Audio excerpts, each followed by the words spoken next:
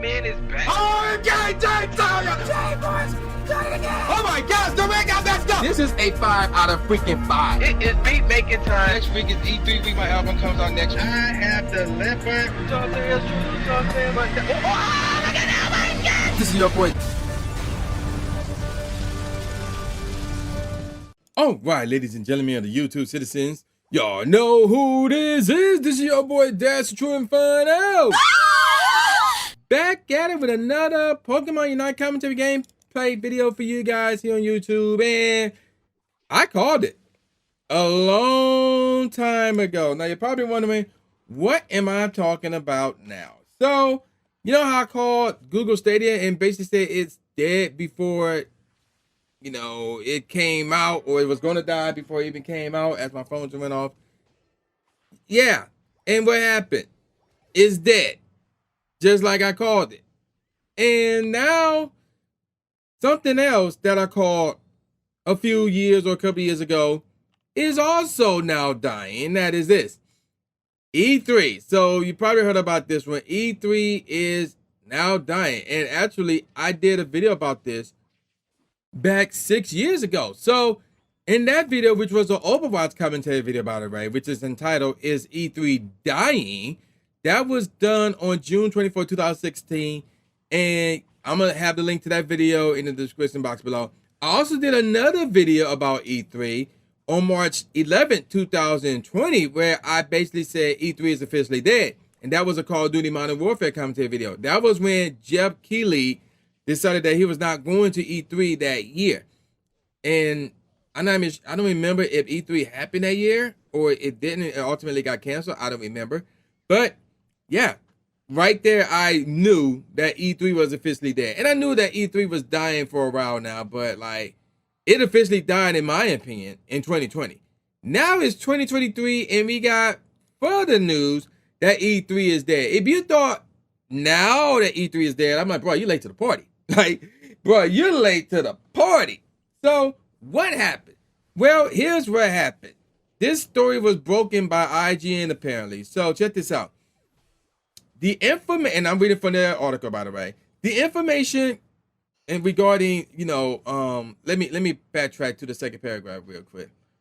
It appears that when E3 2023 hits LA in June, it will be without 3 of its most important draws. And IGN had heard from multiple knowledgeable sources that Microsoft, aka Xbox, Sony, and Nintendo, Sony aka PlayStation, by the way, and Nintendo will not be a part of E3 2023 or have a presence on the Los Angeles Convention Center show floor.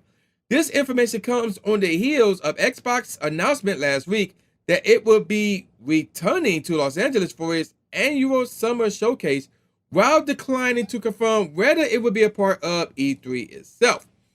Speaking with IGN last week, Xbox, CEO Phil Spencer said the platform holder is timing its showcase with E3 at a moment, and I'm quoting here, convenient for press and even consumers, end quote, at the event, meaning it's likely to roughly align with the event itself. Spencer also stressed Xbox's public support for E3 in the Entertainment Software Association, the ESA. They're the ones who actually organize and present E3 every year, once upon a time, that is. However, IGN understands that Xbox won't have a booth on the show floor. Now, we're going to move on to a statement that the ESA themselves gave as they was responding to that news article that IGN put out. And they said the following. E3 has a rich history within our industry, and we are always heartened to feel the passion for the show and hear what it means to different people. Reviving a trade show after a 3-year hiatus in a global pandemic was always going to have its challenges, which is why we conducted an extensive search in consultation with the ESA member companies to identify the best partner to produce E3. In selecting Reed Pop as our partner, we have been able to tap into their rich history of hosting popular industry events like PAX and broader consumer shows like Comic-Con. They have made strong progress in reshaping the event and have received tremendous support from industry companies of all sizes who are not only thinking about E3 2023, but how E3 fits into marketing plans for 2024 and beyond. It's important to know that even as the show evolves and adapts, it will not impact the core of ESA's work for its member companies. Our priorities remains advocating for your policy interests on the state and federal level. We will share news and developments regarding E3 as they are available. Thank you for your ongoing support. So, let's talk about this. So, Nintendo was the first one who saw the writing on the wall, like around a decade ago. And they stopped having physical shows at the event, and they were doing their little treehouse show, wherever the case may be. That would still be going on at the same time as E3, but they would not physically be there. And they saw the writing on the wall. And I will admit, when I was younger and I heard about that news, I was annoyed. You know, I didn't like it. I don't remember the exact reason why, but I'm going to take a guess to say because, like, they were trying to do something different, I guess. I don't know. I don't remember why I didn't like the news. All I know is I didn't like the news. And I was like, that means we're not going to get a Nintendo show at E3. That was my mindset at the time. And then a number of years later, Sony was doing the same thing. And Microsoft, out of those three, were the last ones to remain at E3 physically. Now, apparently that won't be the case this year, joining Sony and Nintendo. So that's going to be some very interesting stuff. And of course, other companies have basically pulled away from E3, like EA, for example. That's one example right there. Because they do their EA Play, which was once upon a time like a day or so before E3.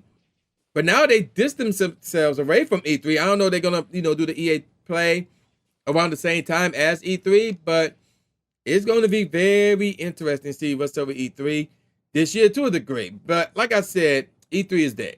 Because here's the thing, man. Little did I know at the time, the writing was on the wall when they started to allow regular people into the show.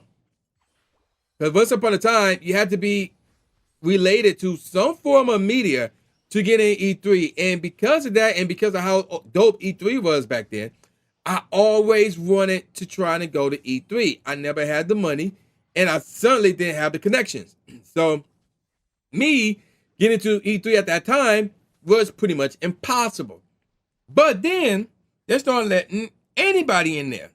And the desire to go went down, especially seeing what the Gaming Illuminati crew had to deal with when they went to E3 as part of the media.